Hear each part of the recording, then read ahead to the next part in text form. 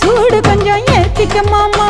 உன் கண்ணு ரெண்டு லவ்வா பழம் காய்ச்சிருக்கு கொய்யா பழம் மூடி வைக்காத திங்காம வீணடிக்காத.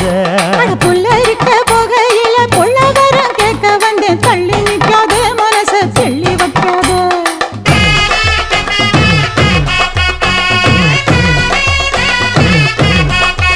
அடியே பஞ்சு முட்டாய் சீல கட்டி 10 வண்ண லவக்க போட்டு கஞ்சி கொண்டு போறவள நெஞ்சுக்குள்ள நீ வாரியா உள்ள.